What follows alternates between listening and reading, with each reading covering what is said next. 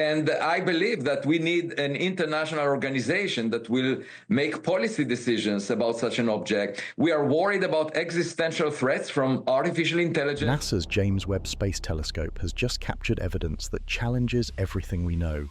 Signals hinting at something alive, hidden within the heart of the interstellar visitor 3I/Atlas, now racing closer to Earth at 130,000 miles per hour.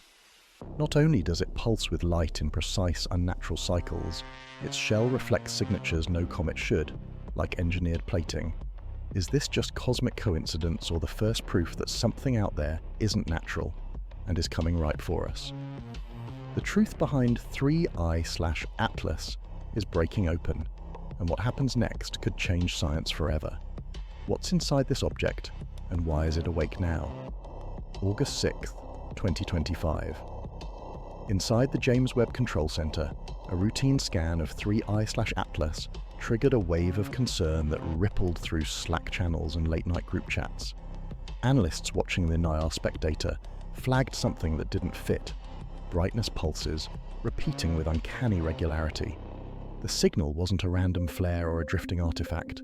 It was a pattern, cycling with the steadiness of a metronome.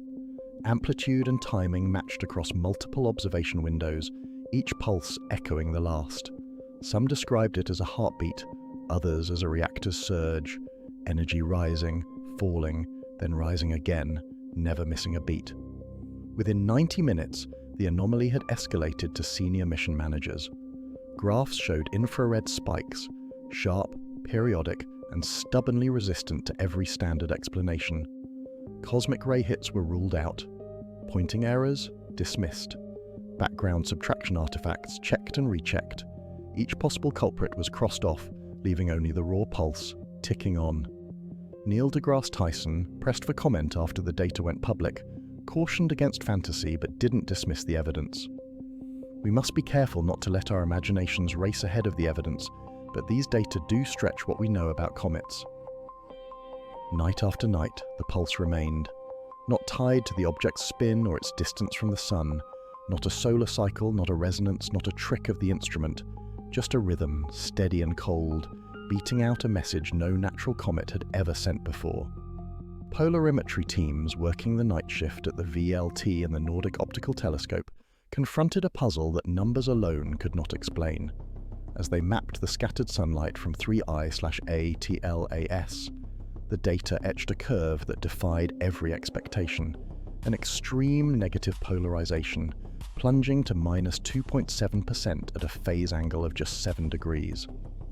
For seasoned comet researchers, this was like finding a fingerprint pressed into solid metal, sharp, narrow, and utterly foreign to the broad, gentle dips seen in icy comets from our own solar system. No water ice frost, no porous dust, not even the darkest carbon grains in their laboratory analogues could mimic the depth or precision of this minimum. The inversion angle too landed at 17 degrees, a value more at home in the reflectance tables for nickel or iron than for snowballs drifting between stars. Laboratory scattering experiments, repeated with submicron metallic grains, produced phase curves with the same razor-thin negative branch, a telltale sign of compact reflective surfaces, not loosely packed frost. The implication was unsettling. Either 3I/A TLAS carried a shell of metallic fragments, or its outer layers had been plated and polished by processes unknown. Instrument scientists, poring over raw frames and calibration logs, ruled out artifacts and atmospheric interference.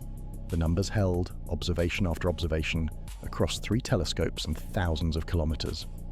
If this was a natural comet, it wore an armor no other had ever displayed. If it was something else, the plating was not for show. It was protection, perhaps for something hidden beneath. Infrared analysts working the JWST night shift flagged a thermal pattern that refused to fit the playbook for comets. The surface of 3I/A TLAS radiated heat in a way that mapped out a persistent warm spot, one that held steady even as the object slipped farther from the sun. In typical comets, warmth and brightness track the dust tail, flaring outward as sunlight vaporizes surface ice. Here, the heat clung to the nucleus, forming a tight halo that seemed to pulse from within, not from solar exposure. Temperature maps, built from hours of NIR spec data, showed the coma running hotter than any adjacent dust. The expected trail of cooling debris was conspicuously absent. Instead, the emission profile revealed a core that stayed stubbornly warm, insulated against the vacuum. The dust, if present, was meager, too faint to explain the observed infrared flux. No outgassing jets, no expanding fan of vapor, just a central heat source radiating through a thin shell. Seasoned analysts compared the pattern to reactor models, where internal systems regulate temperature against the cold of space. Others pointed to the possibility of a biological incubator, something alive shielded from the elements, generating its own warmth. The numbers forced a question. If sunlight isn't driving this heat, what is? The answer, buried in the data, hinted at an interior power source, one that kept the object's heart beating, even as the coma stayed eerily quiet. The search for a natural vent or dust plume turned up nothing. Whatever was warming 3I/A TLAS, it wasn't behaving like any comet on record. Under the glare of the James Webb spectrographs, 3I/Atlas revealed a spectacle no comet watcher expected, a coma glowing with a fierce, unnatural emerald. The colour wasn't just for show.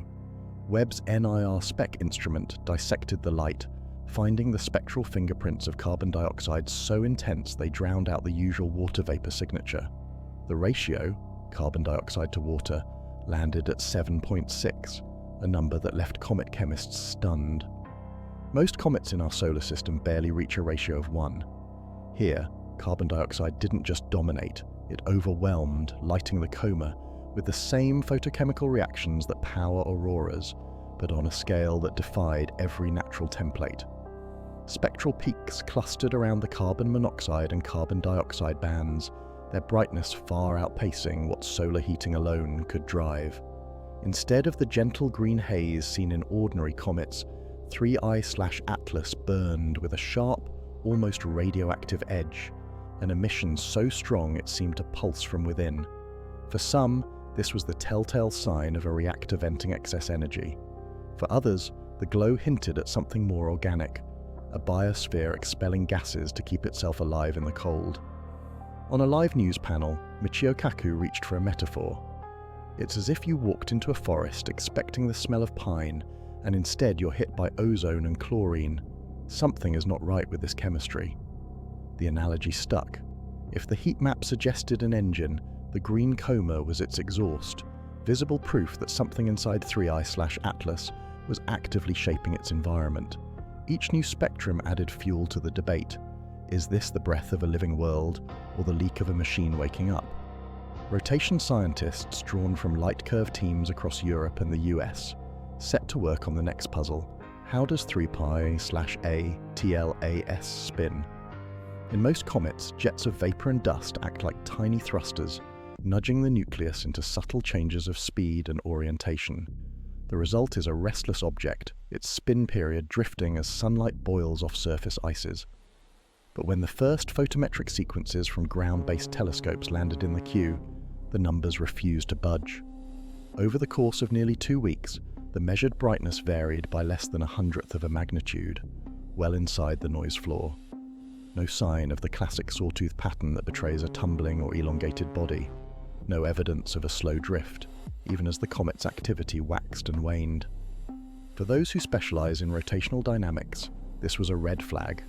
Every known comet, from the icy wanderers of the Kuiper Belt to the hyperactive visitors from the Oort cloud, responds to jets, sometimes subtly, sometimes catastrophically. Even Oumuamua, the first interstellar visitor, spun with a chaotic, tumbling motion. Here, by contrast, the light curve of 3π/A TLAS sat flat and silent, as if locked in place by an invisible hand. No torque, no drift, no hint of precession. The object's orientation, inferred from polarization and coma structure, remained steady through each observing window. Some theorists began to whisper about active stabilization, a guidance system perhaps, or internal mechanisms compensating for outgassing forces. Others pointed to the possibility of mass distribution so uniform that jets, if they existed, could not gain leverage. The absence of rotational evolution in a body bombarded by solar radiation and venting gas was not just unusual, it was unprecedented. For now, the spin data left only questions. Was 3π/a TLAS a cosmic anomaly, or was something inside holding it steady, waiting for the right moment to move? Across the JWST control room, the search for answers shifted from the visible to the invisible, into the raw numbers of the spectrum. Teams passed every frequency from 0.6 to 5.3 microns, hunting for anything that might stand apart from the broad, natural glow of carbon dioxide and water. In the haze of molecular emission, a handful of narrow spikes caught the attention of the late-night analysts. At first, these were dismissed as cosmic ray hits or quirks of the detector, anomalies smoothed out by the pipeline's relentless calibration. But the question lingered, could a real signal be hiding beneath the noise? Avi Loeb, never far from controversy, entered the debate with a simple challenge. If nature refuses to explain these features, we must ask if someone is trying to communicate. He pointed to the symmetry of the spikes, repeating at intervals that, if intentional, could encode information. Loeb's preprint, circulated to NASA and JPL, laid out the mathematics, signal-to-noise ratios, false positive probabilities, and the odds that random chemistry could mimic a message. The numbers fell just short of certainty, but not far enough to silence speculation. Peer review was swift and uncompromising. Independent teams reprocessed the JWST cubes, running Fourier transforms and outlier detection on every slice. Each time the spikes faded, explained by background subtraction, detector artifacts, or unflagged cosmic rays. No stable narrowband transmission remained. Yet the idea refused to die. For every debunked anomaly, another forum or podcast picked up the thread, asking whether a probe from another star might use frequencies just beyond our reach. Loeb's refrain echoed, "Improbable does not mean impossible." As the data release fanned the online fire, the possibility of a coded message, real or imagined, became part of the object's legend, a question left open as the world waited for the next signal. In October 2017, astronomers at the Pan-STARRS Observatory tracked a visitor unlike anything seen before. Officially named 1I/Oumuamua, Oumuamua, this object entered the solar system on a hyperbolic path, too fast to be bound by the sun's gravity and destined never to return. It spun erratically, showed no signs of a coma or tail, and then, as it receded, it accelerated, subtly but unmistakably, without any visible jets or outgassing. The anomaly ignited a storm of speculation. Some called it a fragment of an alien probe, others a natural shard from a distant world. The debate never settled. Now, with 3I/Atlas, the pattern grows harder to ignore. Two interstellar travelers, both displaying behaviors that defy cometary playbooks. One with a baffling acceleration, the other with a coma that glows like a reactor's exhaust and a shell that reflects light as if armored. Their trajectories share more than just a hyperbolic escape. Both objects cut through the solar system at speeds topping 130,000 miles per hour. Both captured the attention of the world's largest telescopes, and both left scientists parsing anomalies that natural models strain to explain. Within the SETI community, the whispers have grown louder. If Oumuamua was the scout, is 3I/Atlas the messenger, or something more? Dr. Jill Tarter, a pioneer in the search for extraterrestrial intelligence, described the sequence as a historic echo, a pattern that demands attention. The possibility of a network, an interstellar fleet dispatching probes across the galaxy, has shifted from pure science fiction to a question debated in conference halls and late-night podcasts. If these objects are not random debris but engineered couriers, the implications reach far beyond astronomy. For the first time, the idea of a living payload, biological or artificial, has entered the conversation, poised at the edge of scientific respectability. The solar system, it seems, may be part of a much larger experiment.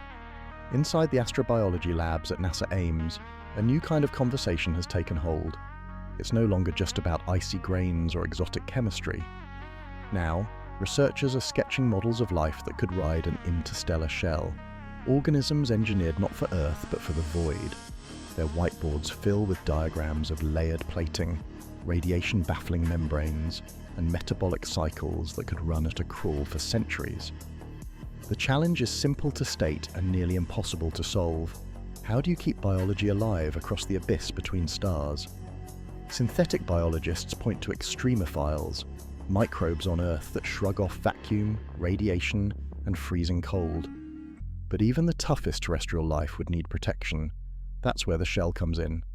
The data show a surface that reflects like nickel, a shield capable of blocking cosmic rays and solar storms.